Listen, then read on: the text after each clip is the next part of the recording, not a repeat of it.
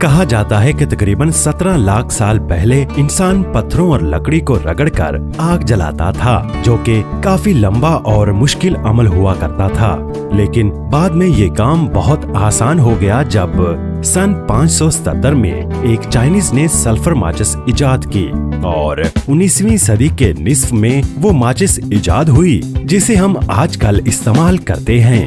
माचिस हर घर में मौजूद है, ये हर घर की जरूरत है। लेकिन क्या आप जानते हैं कि इस छोटी सी माचिस को बनाने के लिए फैक्ट्री में बहुत से मराहिल से गुजरना पड़ता है। तो चलिए देखते हैं कि आखिर कैसे बनती है ये माचिस। नए आने वाले दोस्तों से गुजारिश है कि वो चैनल सब्सक्राइब कर लें। Piling and chopping.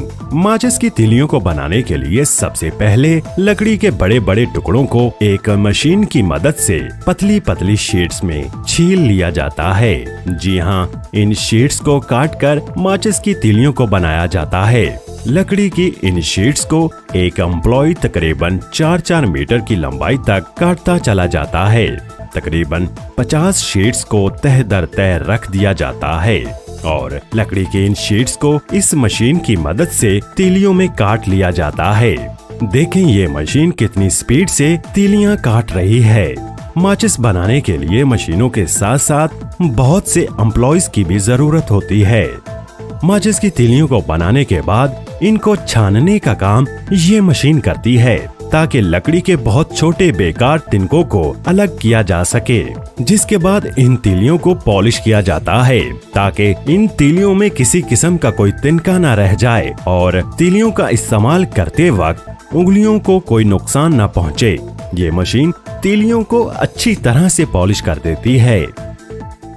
Outer box making. साथ ही फैक्ट्री के एक दूसरे हिस्से में बनती है माचिस की डिबिया। इसके लिए सबसे पहले गत्तों को मतलूबा साइज के मुताबिक काटकर उन पर कंपनी का नाम वगैरह छाप दिया जाता है, जैसा कि आप अपनी स्क्रीन पर देख सकते हैं।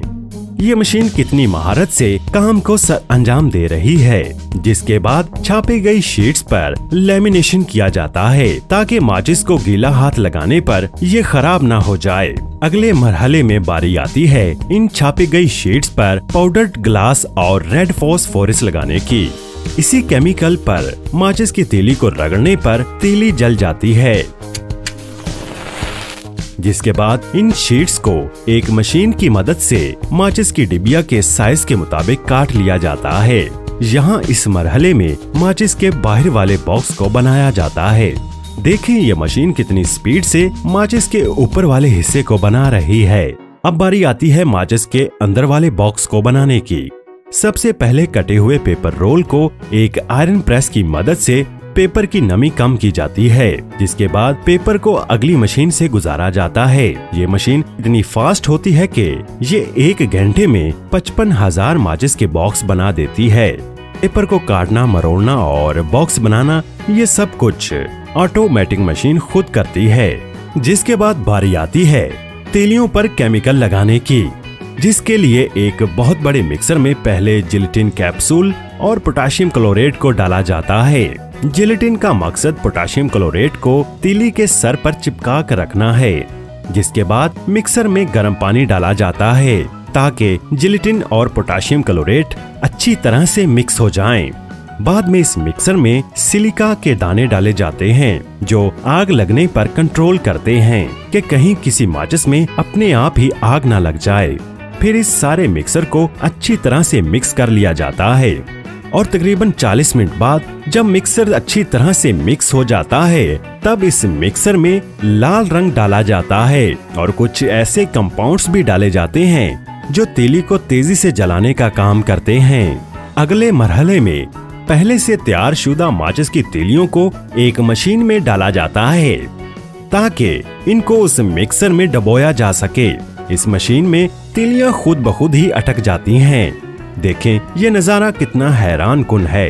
यहाँ देखें कि ये मशीन कितनी महारत से सारी तीलियों को उस मिक्सर में डिप कर रही है। डिप करने के बाद इन तीलियों को एक रोलिंग मशीन पर घुमाया जाता है, जिस दौरान सारी तीलियां 1 घंटे में सूख जाती हैं। जिसके बाद बारी आती है इनको माचिस में डालने की। यहाँ एक मशीन तिलियों को माचिस बॉक्स में डाल रही है, जैसा कि आप अपनी स्क्रीन पर देख रहे हैं। जिसके बाद एक कन्वेयर बेल्ट के जरिए सबको आगे पैकिंग के लिए भेज दिया जाता है। यहाँ पर ये मशीन 10-10 माचिस की डिब्बियों को एक बड़े पैकेट में पैक कर रही है, जिसके बाद इनको एक बड़े बॉक्स में डालकर हम और आप तक भेज दिया जाता है। दोस्तों, आपको माचिस बनाने के मुतालिक क्या अच्छा लगा कमेंट सेक्शन में जरूर बताइएगा, और अगर आपको वीडियो अच्छी लगी तो लाइक भी कर दें। आपके लाइक करने से हमें बहुत खुशी मिलती है। और जाते जाते अगर आपने हमारे चैनल को सब्सक्राइब नहीं किया तो दूरबीनी को सब्सक्राइब करके बेल आइकन को भी प्रेस कर दीजिएगा।